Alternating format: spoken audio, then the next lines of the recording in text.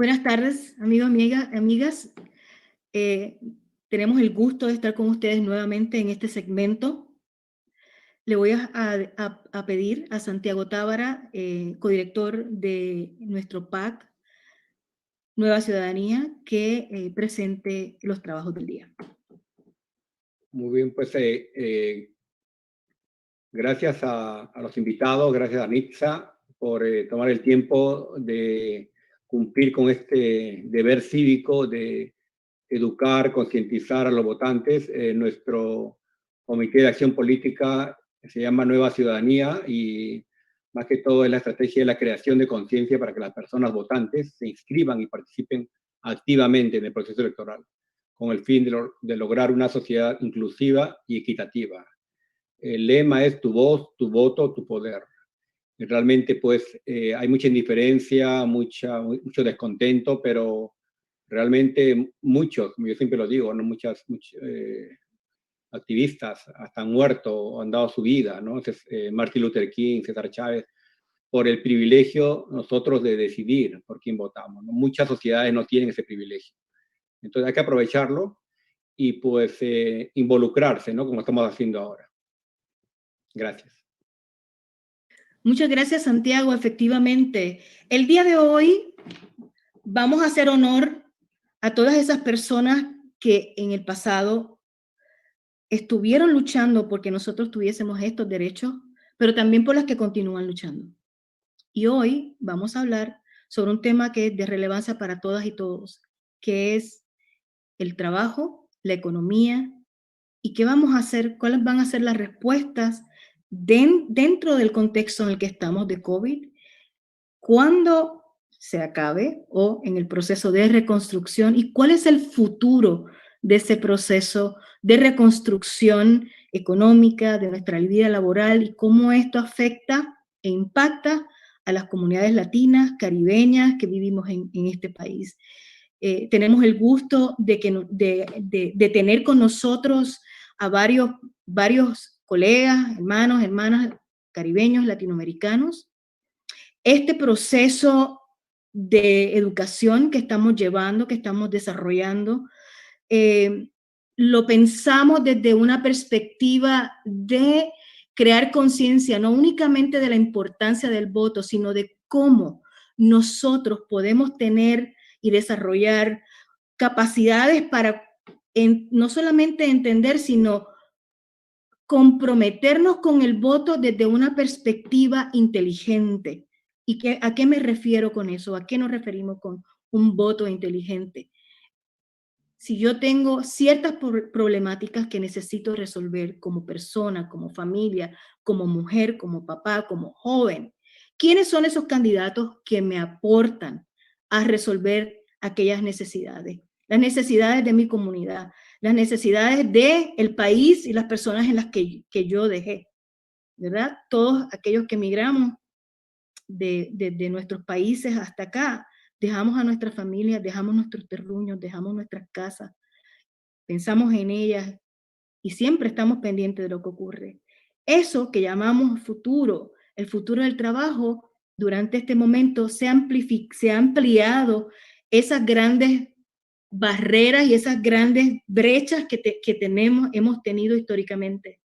Hoy no sabemos cuál va a ser la ruta. Sabemos que tenemos nosotros como comunidad, somos 61 millones de personas que vivimos en Estados Unidos. Hoy la comunidad latina es mucho más grande que nunca. 23 millones de latinos tienen la posibilidad de votar. Eso es una gran cantidad de gente. Y queremos poner la conversación sobre la mesa para que tú te preguntes, ¿qué vas a hacer? ¿Cómo lo vas a hacer? ¿Qué necesitas saber? ¿Y por qué esto es importante para ti?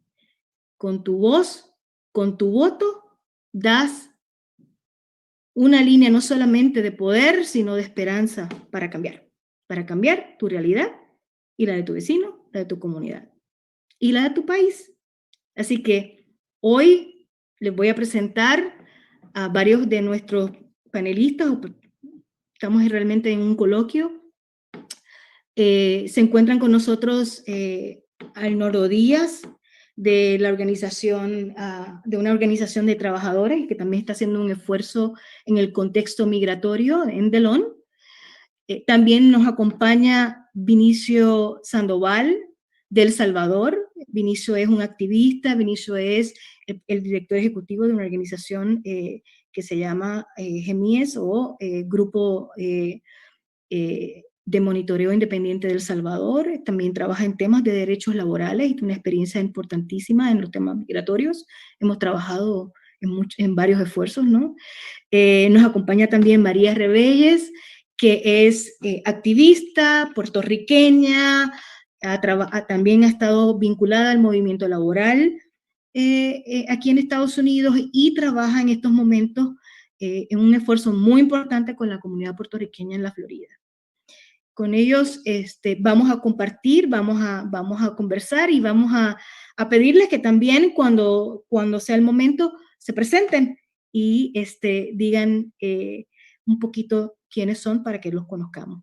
Entonces vamos a empezar, si te parece, un minutito con Vinicio presentándose. Muchas gracias, Vinicio. Hola, mucho gusto y gracias a ustedes también. Gracias por la oportunidad de poder compartir con personas y con gente que trabaja por los derechos de nuestra población migrante en Estados Unidos. Y qué bueno, porque pese a lo que varios quisieran, creo que va a ir más gente para allá. Así que hay que hacer mucho. Yo soy Vinicio Sandoval, director ejecutivo del Grupo de Monitoreo Independiente de El Salvador, como bien dijo Nitza, mejor conocido por sus siglas como GEMIES. Somos una organización que está radicada en El Salvador, pero tenemos trabajo regional principalmente en Centroamérica y México, con una dinámica transnacional de movilidad humana, con mucho énfasis en el tema laboral. Con Estados Unidos tenemos la natural relación de tener la tercera parte de nuestra población, por lo menos de El Salvador, en ese país. Un gran grupo dentro de TPS y otras dinámicas también regulares, pero su mayoría está de forma irregular. Sin embargo, sí tienen en la mayoría de casos también empleos, trabajos que generan no solamente su forma de sobrevivir en Estados Unidos, sino también en la mayoría de situaciones también es el soporte económico para las familias también en Centroamérica. Así que para nosotros es una relación, como digo, natural y por supuesto nos interesa muchísimo cualquier proceso que tenga que ver, para bien o para mal, de la dinámica migratoria de nuestra población allá. Y muchas gracias por el espacio.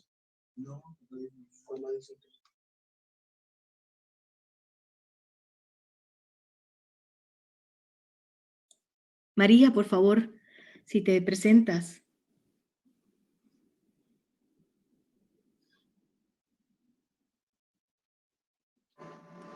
Buenas tardes. Bueno, esto de uno estar tratando de guardar silencio cuando los otros hablan, a veces confunde a uno con sus talentos de directora de cámara bajo Zoom.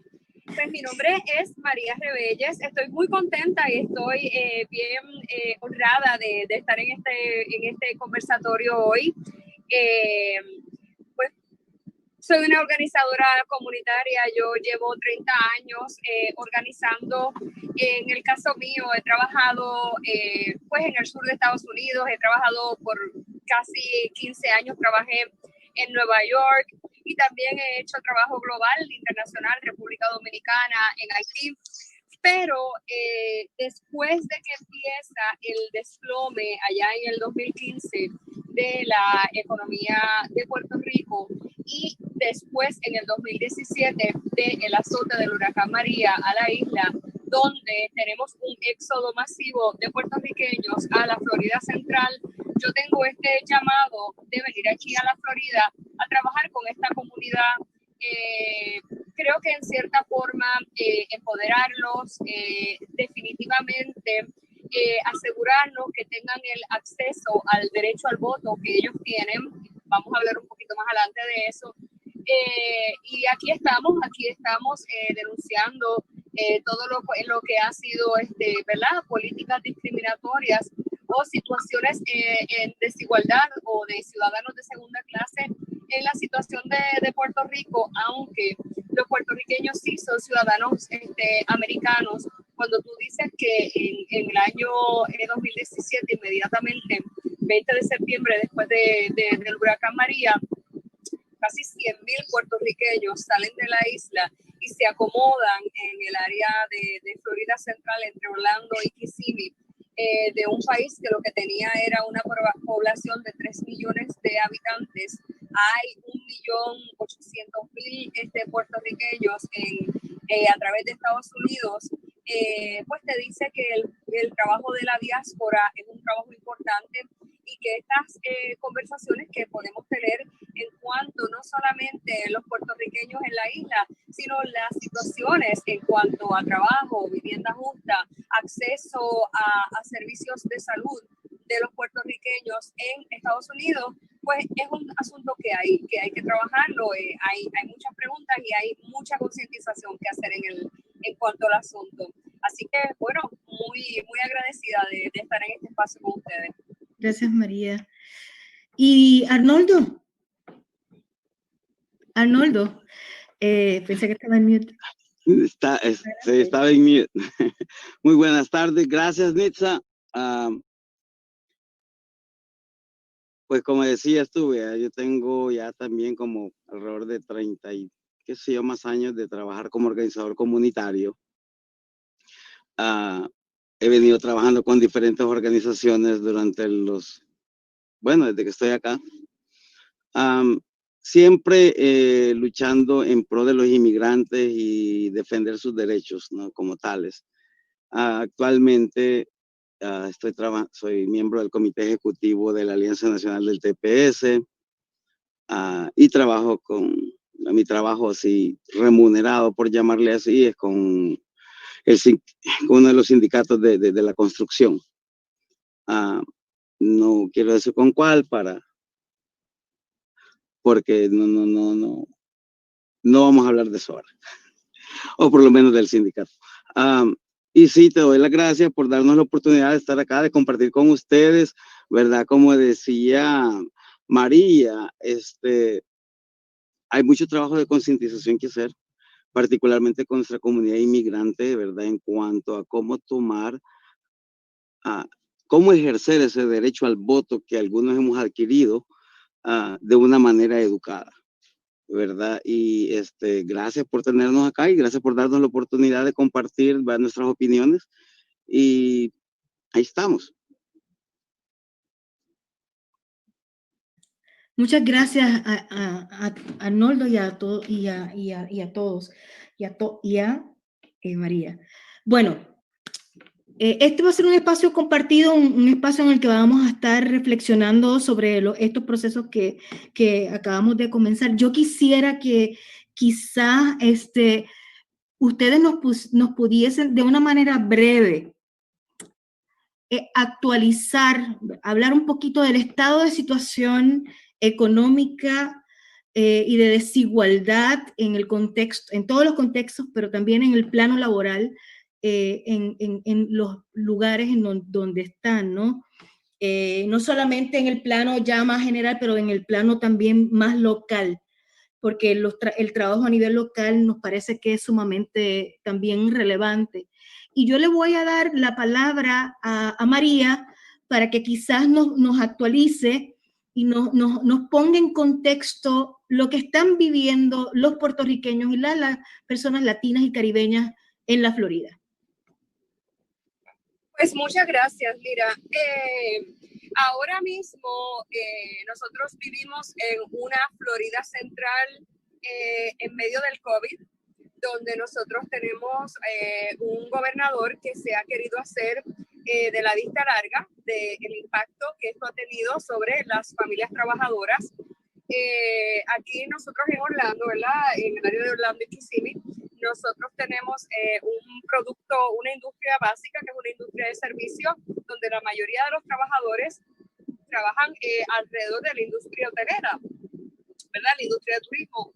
Nosotros tenemos los grandísimos parques de Disney, Universal, SeaWorld, y cuando los parques separan toda la infraestructura alrededor de ellos, ¿verdad? Separan los hoteles, separan los restaurantes, separan los aviones, separan los aeropuertos, hasta Uber separa, ¿no? Nosotros tenemos aquí una realidad, por ejemplo, en el aeropuerto de Orlando, que tuvo el año pasado más vuelos que el aeropuerto de Miami. Fue el aeropuerto más transitado de la Florida. 7 de 10 trabajadores son puertorriqueños y los otros son en su mayoría afroamericanos o latinex, ¿verdad? De cualquiera de los países latinos o caribeños. Pero 7 de cada 10 de ellos son obligatoriamente puertorriqueños. Entonces, el tú decir que hay una industria que separa, como la industria hotelera, y esto es un estado donde no hay una red de soporte detrás de él. El sistema, no sé si ustedes saben, pues el sistema de desempleo de la Florida estaba diseñado para que no admita más de cierta cantidad de usuarios a la misma vez. Entonces colapsó, sigue colapsando, todavía el sol de hoy sigue colapsando. Cuando tú accedes, el máximo que te da la Florida, no importa lo que tú ganaste, son $250 a la semana. Entonces, cuando se acaba el estímulo económico aprobado por el Congreso, que daba $600 adicionales, ahí la Florida dijo, no, bueno, el resto yo no lo puedo pagar. Estuvieron unas semanas pagando $300, ahora lo van a hacer. Entonces, esto es un desastre. Donde tú tienes una Florida donde no hay vivienda justa, nada, absolutamente nada. Aquí no existe la vivienda asequible, donde no hay un verdadero sistema de desempleo, donde todo el sistema está montado de cierta forma para que la gente trabaje por un salario mínimo de $8.56 la hora, porque ni siquiera hay leyes de un salario digno, como hay en otras ciudades, como hay en Nueva York, como hay en otra parte. Pues esa es la realidad. La realidad, tú tienes, por ejemplo, una población inmigrante muy, muy alta que trabaja en estos parques y que el sistema está hecho para mantenerlos así, para mantenerlos en salarios mínimos, para que pues, los súper ricos se sigan haciendo ricos. Es una situación donde todavía entiendo yo que vamos a ver unfold, desdoblarse situaciones bien difíciles cuando empiece ahora toda esta ronda de moratorias que se expiraron, y entonces a la gente de hecho pueden despojarla de sus viviendas, pueden cortarle los servicios eléctricos, y aquí no hay un plan de sostener a esas comunidades que todavía están desempleadas. Los parques tuvieron recientemente 28,000 layoffs. O sea, esto está impactando cientos de miles de familias.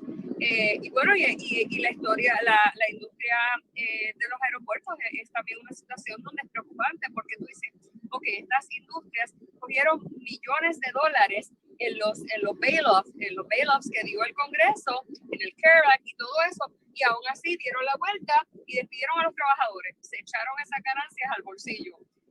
Y entonces, pues esa es la realidad que está viviendo ahora mismo la Florida. Un momento bien difícil, bien preocupante, no solamente para los trabajadores, esto es lo que le llaman un right to work state. La mayoría de los trabajadores no tienen sindicatos, no tienen una unión que los represente. Entonces, es bien difícil lo que está pasando ahora mismo en la Florida. Increíble, increíble, y además pensándolo desde la perspectiva de que muchas de la mayoría, o sea, el crecimiento exponencial de la Florida a partir del huracán María, y de ya tú lo dijiste, ¿no? 7 de cada 10 son puertorriqueños.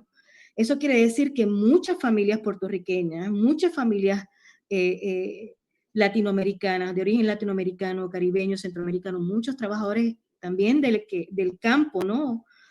Mexicanos, etcétera, que están en situaciones también, en condiciones muy, muy paupérrimas.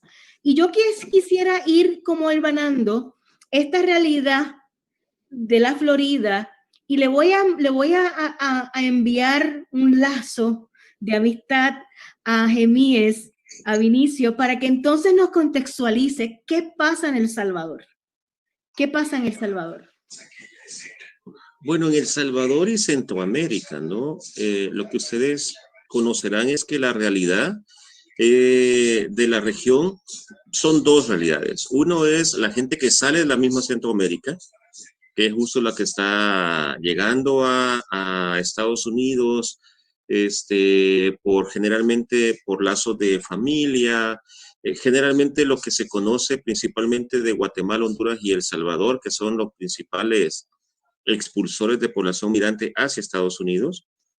Se conoce que las tres principales razones son económicas, reunificaciones familiares y por temas de violencia, ¿no? Entonces, ese perfil de poblaciones, generalmente ahora núcleos familiares, son los que deciden salir. Esto de los núcleos familiares es bien importante señalar y nosotros como Gemíes recalcamos mucho la diferencia entre varios años atrás que eran la mamá, el papá o de repente el hermano mayor o la hermana mayor la que salía, pero no era todo el núcleo familiar. Ahora el tema de violencia ha generado que todos nos vamos y literalmente la familia lo que te dicen es o nos morimos todos o en el camino intentando o nos morimos en El Salvador o Guatemala o en Honduras frente a un crimen organizado, frente a un grupo delincuencial. Entonces, esa es la realidad de Centroamérica, ¿no? Sobre todo de esta que expulsa generalmente. Pero está otra también realidad que también tiene que ver con Estados Unidos, y es que por acá pasan también flujos transcontinentales o flujos del Caribe o Suramérica, ¿no? Y entonces estos flujos también son parte de una dinámica bastante invisible que cuando llegan a las fronteras de México o a la frontera sur de Estados Unidos, estas personas han sido secuestradas, violadas, asaltadas, extorsionadas, algunos han fallecido, desaparecido en la Centroamérica, ¿no? En las selvas de Panamá, en territorios como Nicaragua, son testimonios que te mencionan, ¿no? Los lugares que estas poblaciones te dicen en Centroamérica que son más peligrosas es la selva de Panamá con Colombia y Nicaragua. Son los lugares más peligrosos para estos flujos transcontinentales y del Caribe por Centroamérica.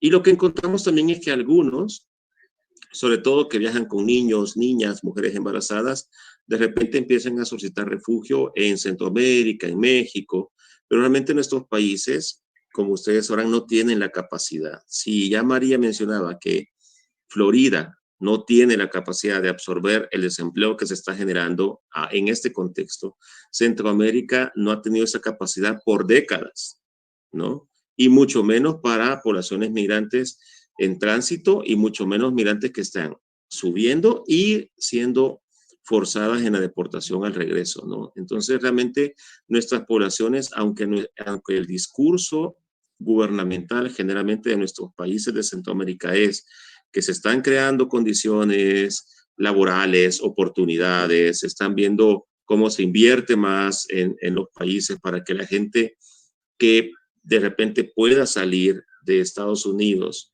y regresar a los países, que hay condiciones para que regresen, que los brazos están abiertos a que regresen, eso realmente no existe. Porque con la mano, eso se dice con una mano, y con la otra lo que se está haciendo es firmar convenios con otros países, en Europa, en Canadá, en el mismo Estados Unidos, en el mismo Caribe, para ver cómo mandan mano de obra a otros países a través de visas de trabajo, ¿no? Que pudiera ser una alternativa, pero no es la respuesta para millones de personas, ¿no? Que están no fuera, sino también queriendo salir. Entonces, realmente, creo que la falta de estrategia integral es el gran problema acá.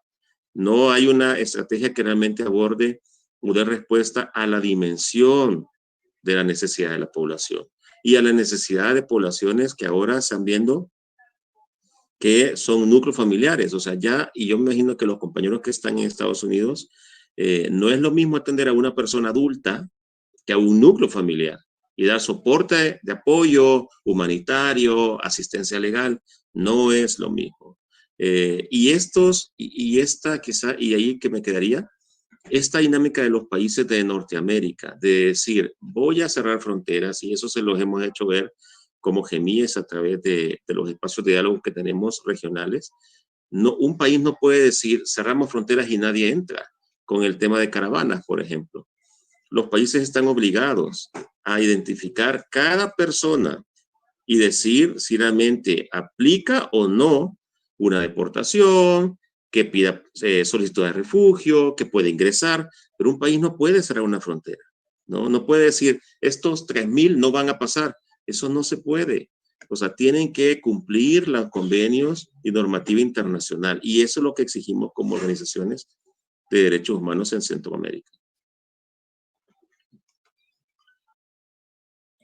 Muchas gracias, Vinicio, por tu presentación sobre el estado de situación, que nosotros también lo vemos cuando viene la gente, ¿no? Los tránsitos, las llegadas, el dolor y el dolor colectivo que vivimos todos, ¿no? Y todas en estos procesos de migración, y que tienen también en algunos casos que ver con cambio climático. Ahora le voy a ceder la palabra a Arnoldo para que nos contextualice el trabajo que hacen con las trabajadoras y los trabajadores aquí. Bueno, ustedes trabajan a nivel nacional, pero también en el plano más local. Bueno, mira, quizás primero me gustaría recoger ahí donde se paró Vinicio, en la frontera, ¿verdad? Todo lo difícil que ha sido para nuestras comunidades cuando llegan acá. Actualmente, pues vean, ustedes han visto cómo han enjaulado a los niños y los han venido separando de sus padres.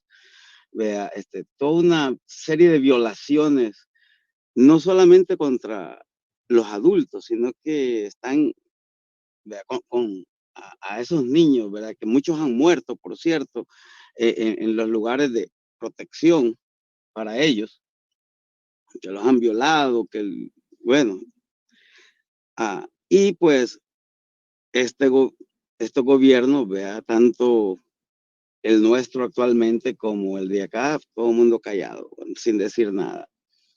Y pues eso viene de todas maneras, vea, la gente se sigue arriesgando, llegan hasta acá. Y vea lo que decía, ya entrando a tu pregunta, lo que es bueno, tomando en cuenta también lo que decía María, ¿no? Que llegan acá a una situación en la que se convierten, nos hemos convertido en la mano de obra para levantar, ¿vea?, los edificios, los puentes. Y desafortunadamente, por los estados irregulares de la mayoría, vea, los hacen prácticamente regalando su esfuerzo, regalando su sudor. Las compañías se están aprovechando de esa situación. La falta de información, quizás, vea, tanto de nuestras comunidades, tanto mujeres como hombres, con respecto a sus derechos, vea, los hacen, pues, tomar estos trabajos, vea, a un nivel bien bajo de pagos. En la mayoría trabajan por el mínimo.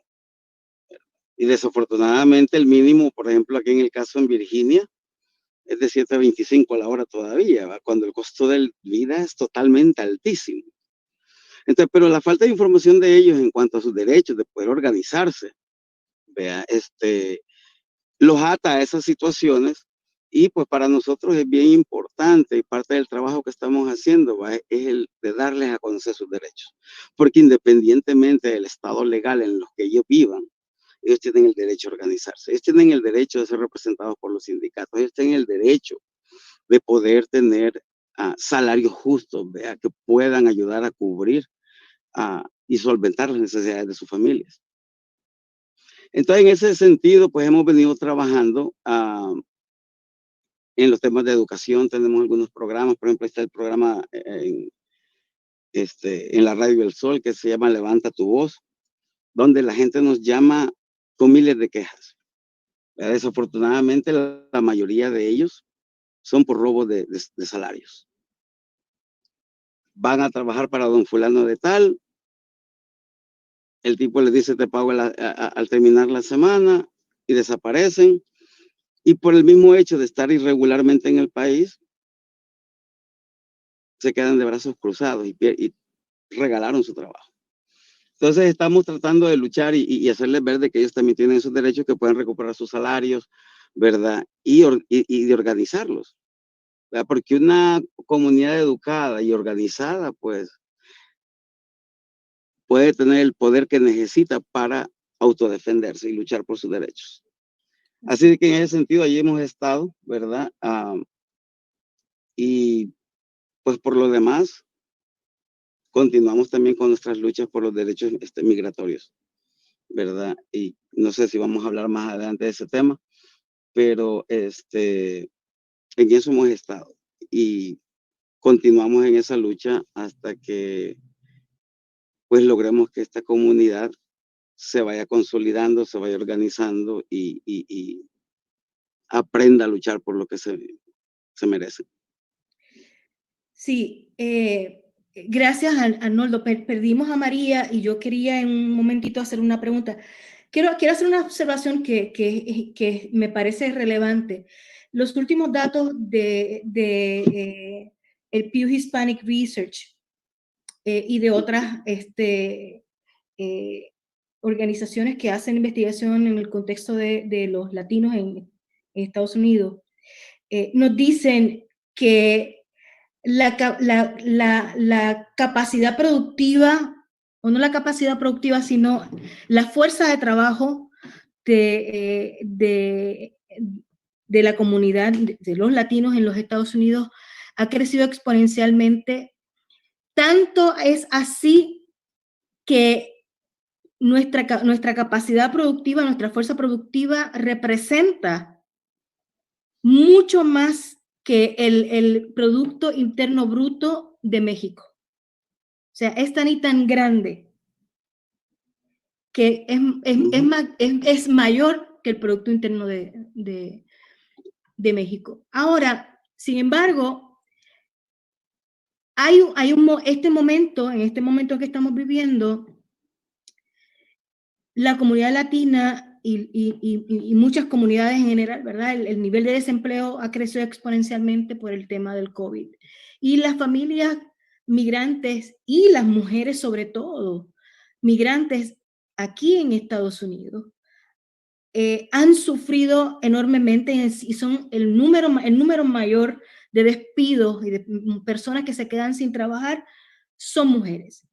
Y las mujeres no solamente nos ocupamos del trabajo, de las cosas diarias, es que también somos quienes administramos las economías familiares. Y somos las que administramos no solamente las economías internas, ¿verdad? Sino también las externas, porque enviamos remesas a El Salvador, a Centroamérica, al Caribe, a Puerto Rico, etcétera, ¿no? Entonces yo quisiera que nos detuviéramos un momentito y quizás nos pudiesen comentar qué están haciendo las organizaciones, qué está pasando con las mujeres, qué están pasando con las mujeres trabajadoras y qué están haciendo para ir desarrollando estrategias hacia el futuro, de lo que llamamos el futuro del trabajo, que quién sabe, hay trabajo, pero, ¿verdad? Esa idea de futuro inmediato para todas esos trabajadores, trabajadoras. Fíjate que es bien curioso porque normalmente en la industria de la construcción la mayoría de trabajadores tienden a ser hombres. En mi local yo soy el despachador, por cierto, ¿verdad? Todas las órdenes de trabajo, de peticiones de trabajadores y la gente que se va integrando a las listas de espera, por lo general han sido hombres. Lo curioso que en el último mes, por decírtelo así, hemos tenido un crecimiento tan grande de mujeres integrándose a lo que es la industria de la construcción, porque como decías tú, la mayoría de ellas perdieron sus trabajos en los hoteles, perdieron los trabajos en los restaurantes, perdieron sus trabajos de niñeras porque ahora pues los padres de los niños que cuidan están cuidando a sus niños porque también están sin trabajo. Entonces, está habiendo un crecimiento bien grande de la integración de las mujeres, a lo que es la construcción, a lo que son los trabajos laborales. Y pues yo lo veo bueno, por lo menos están buscando las opciones para poder continuar, ¿verdad?, sosteniendo sus hogares. Mira, casualmente ahorita aquí va pasando enfrente de mí con una mujer manejando un bulldozer, un bobcat, que normalmente son los hombres los que lo hacen. Entonces, por lo que yo he estado viendo, las mujeres siempre andan buscando de qué manera ayudar a sostener sus familias y no les importa integrarse al trabajo laboral fuerte en lo que es la industria de la construcción, en lo que es la industria de landscaping, por decirlo así. Y obviamente nosotros estamos abriendo los espacios para que se integren más y puedan continuar, ¿verdad?, subsistiendo, porque tampoco se pueden quedar de brazos cruzados. Y es bien interesante el fenómeno que está sucediendo. Yo creo que en un futuro próximo va a haber una gran cantidad de mujeres trabajando, construyendo edificios y trabajando de albañiles, trabajando de carpinteros, ¿verdad? O sea, es bien interesante cómo todo ahorita va dando esos cambios. Y pues, obviamente nosotros siempre tenemos nuestras puertas abiertas para todo el mundo, ya que aquí no se discrimina a nadie. Por lo menos en lo que es el trabajo sindical, todo el mundo es bienvenido, todo el mundo va a tener los mismos espacios y los mismos derechos para poder ir creciendo dentro de las diferentes industrias a las que se quieran ir incorporando. Así que, ¿qué más te puedo decir?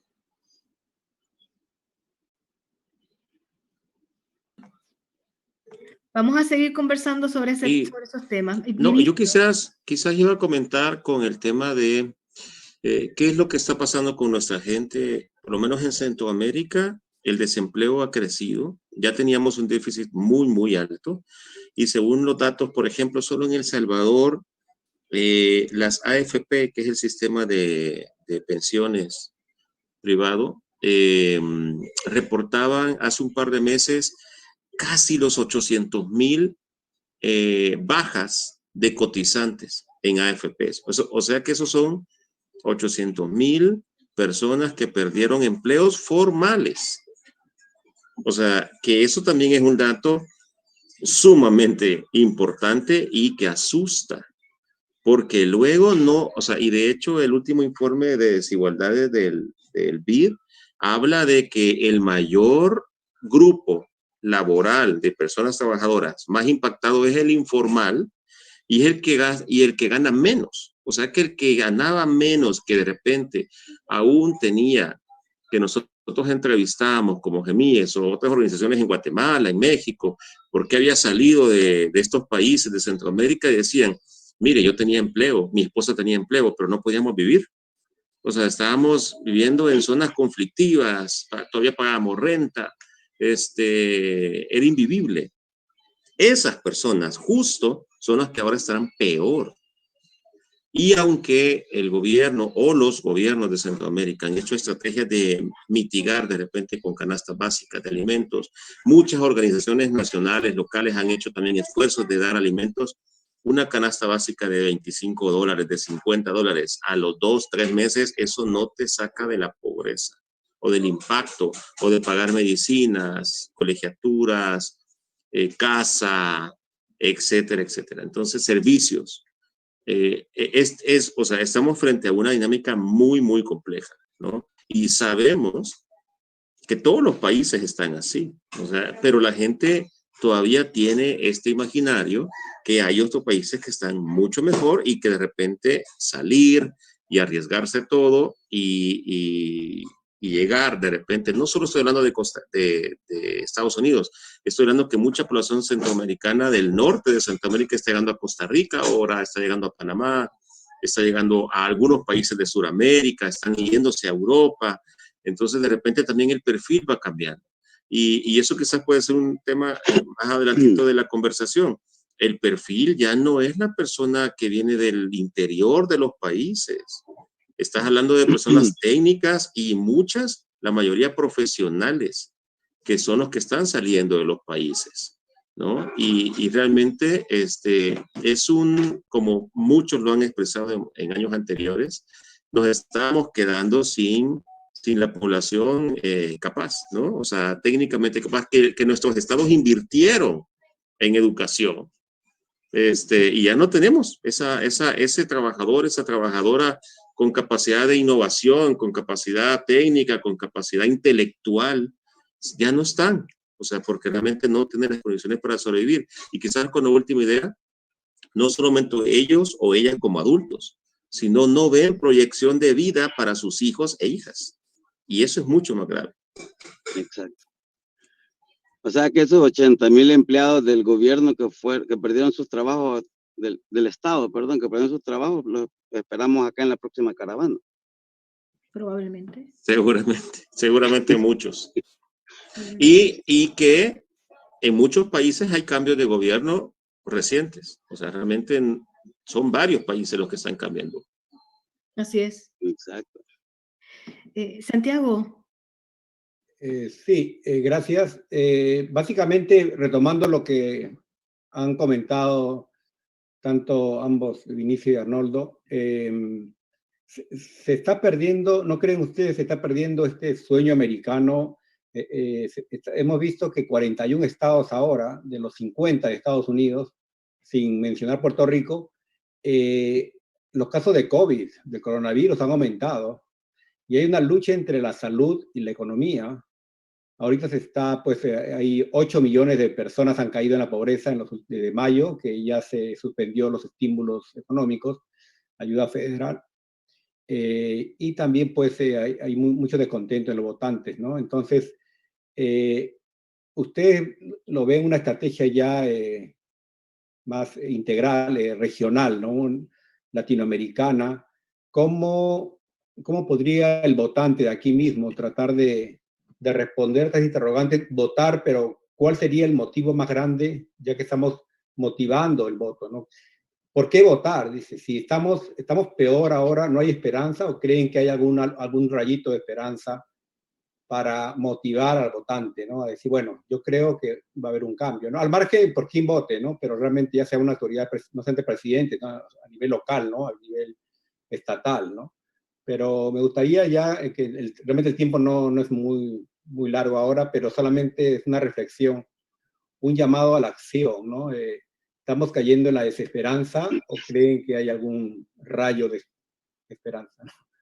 Mi abuela me decía que mientras hay vida, decía, hay esperanza. Yo creo que mientras nosotros tengamos ese deseo de luchar, por mejorar las condiciones de las familias, esa es la esperanza que nos debe continuar motivando a ir cambiando a nuestros legisladores, ¿verdad? Muchas veces nosotros tendemos a votar por banderas. Creo que, en lo personal, creo que es un error de nuestra parte, porque no todos los republicanos son malos, ni todos los demócratas son buenos. Eso es una realidad. Yo creo de que como comunidad debemos comenzarnos a educar más en cuanto a cómo vamos a votar, a cómo vamos a escoger a nuestros legisladores, quiénes realmente, como decía Nitza al principio, quiénes representan nuestros intereses. Mis intereses como persona, mis intereses como familia, mis intereses como comunidad, ¿verdad? ¿Quiénes son aquellos que por lo menos lo dicen en sus discursos, ¿verdad? Que van a luchar por defender esos derechos. Yo creo de que por ahí es donde nosotros tenemos que irnos enfocando, ¿verdad? No solamente porque si está a favor de esto o de lo otro, porque si ustedes se fijan en las contiendas últimamente, en los debates, son más de chisme que de propuestas de trabajo por el pueblo. Es que si aquel hizo esto, que si el otro hizo esto, que si el hijo de aquel se metió en problemas por drogas, que si el otro le pegó a no sé quién, y ahí se la llevan. Esos son los famosos debates, donde realmente no traen ningún contexto en cuanto a qué es lo que van a hacer ellos por nosotros, qué van a hacer ellos por el pueblo.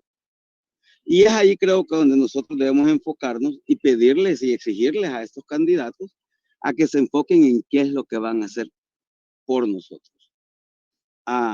Todos tenemos intereses. Por ejemplo, tenés a los tepecianos, por decir algo. Quieren su residencia permanente, obviamente no pueden votar, pero nosotros sí.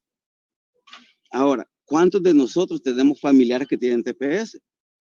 ¿Estamos nosotros dispuestos a que separen a sus familias y que tengan que dejarnos a los sobrinos con nosotros porque ellos van a tener que salir deportados? ¿Vea?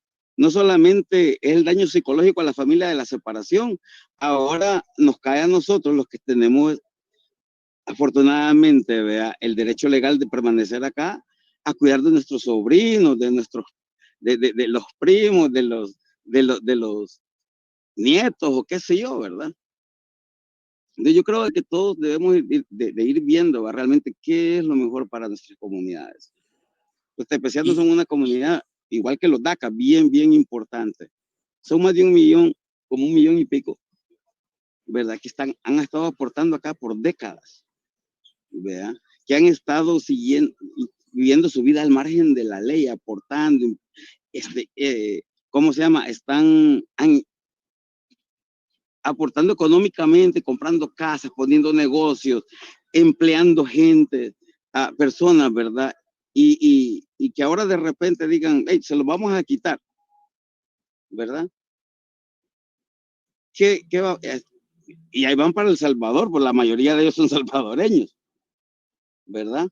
Nos estamos hablando que van a llegar alrededor de 200,000 familias con hijos y todos nacidos acá, arriesgar la vida de sus hijos a nuestros países. ¿Verdad? Porque por más que digan que el crimen ya no hay en El Salvador, porque ya no escuchamos que hay un montón de muertos, ahora lo que escuchamos es que hay un montón de desaparecidos, y los desaparecidos, no sé, ¿verdad?, obviamente están muertos. Entonces, vamos a poner en riesgo la vida de ciudadanos estadounidenses en un país extranjero, que es ahora un país seguro, dice que, ¿verdad?, cuando realmente Vinicio nos puede confirmar si es realidad o no es cierto de qué tan seguro sea el país. Entonces, nosotros como hispanos, ¿verdad?, debemos de ir pensando realmente en quiénes van a representar nuestros intereses. Y yo creo que es bien importante que aboguemos, ya sea que seamos ciudadanos, que seamos residentes, que seamos tepecianos, que seamos irregulares.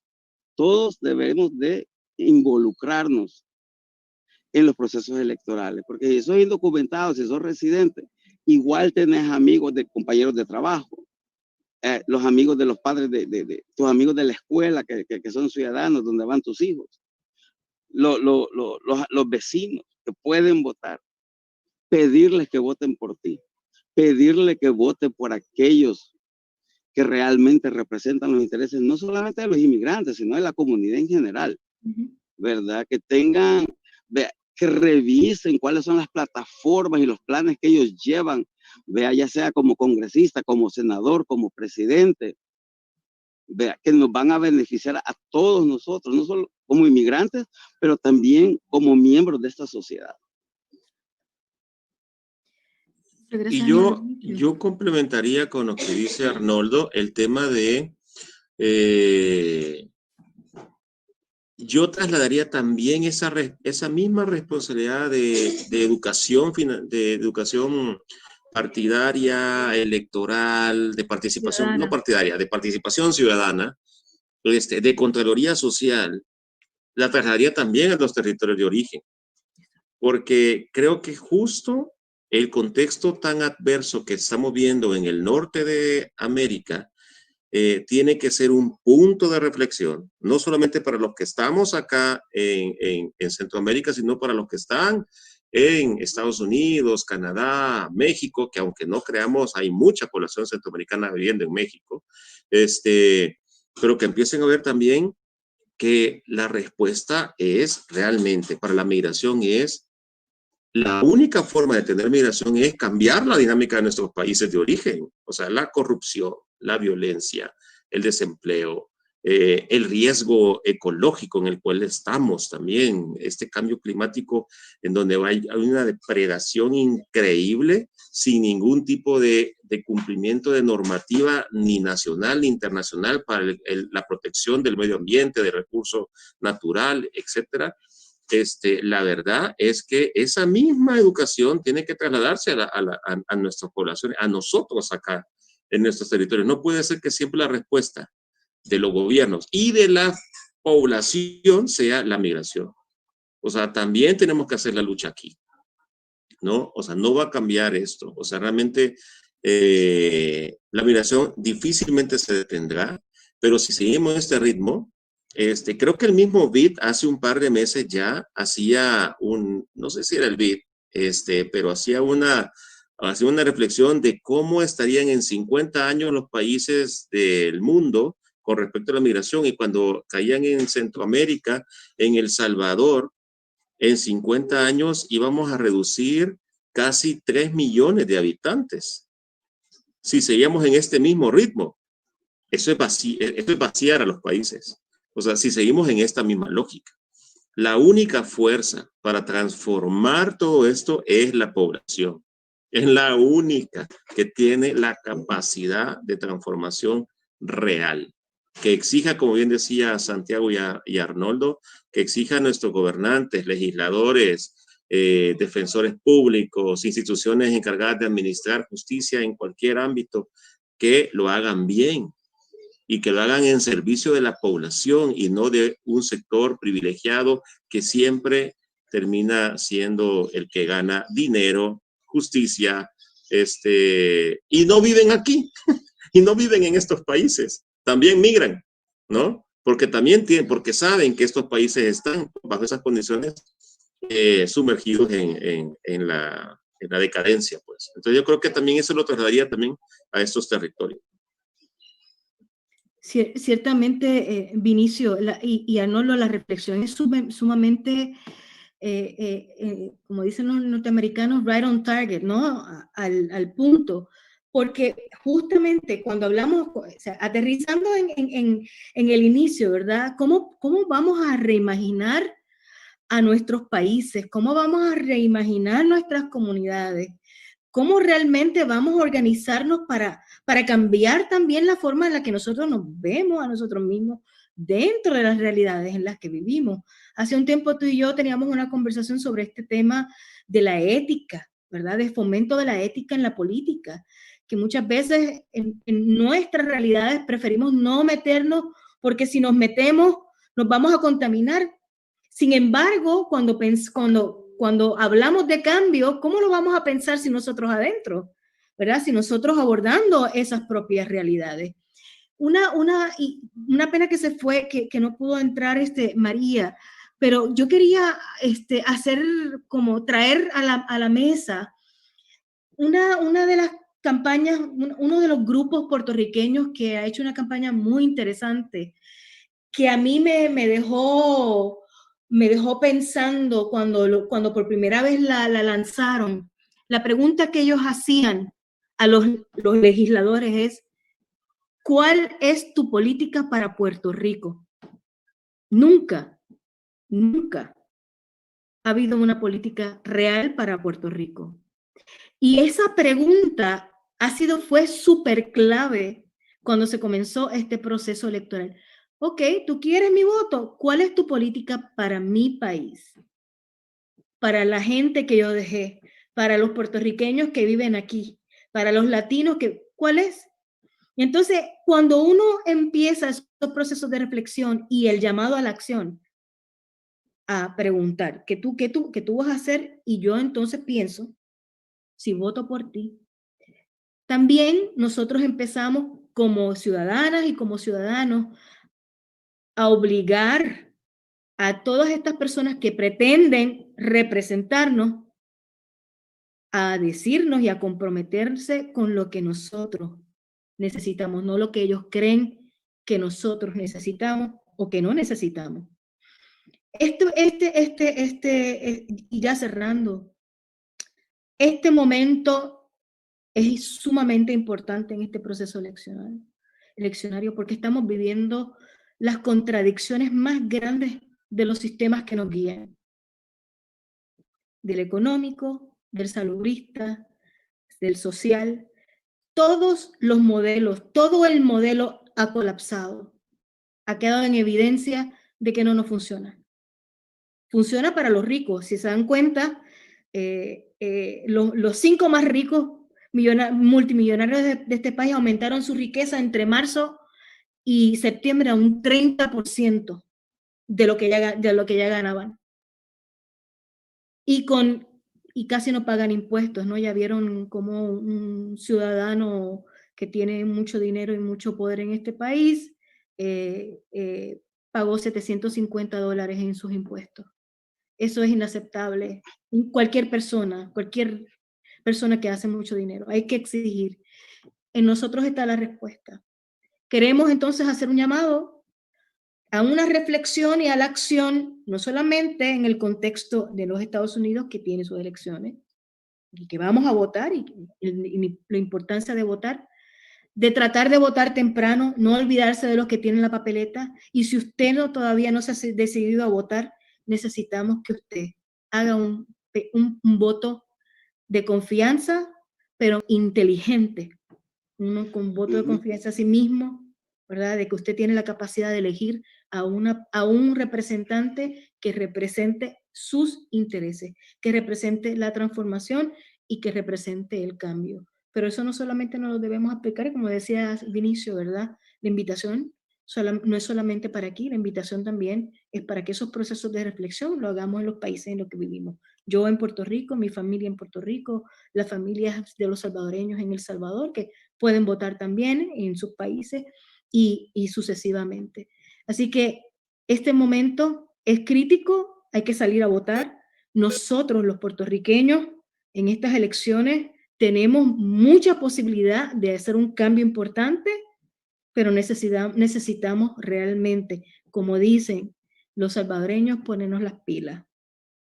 Los centroamericanos, hay que ponerse las pilas y necesitamos votar. Si tienen alguna... Sí, mira, quizás hacerles un llamado a aquellos que están votando por correo. Estaba leyendo por ahí de que muchos de los votos que han llegado por correo, las papeletas han llegado incompletas. Es bien importante que cuando ejerzamos ese derecho, revisemos bien.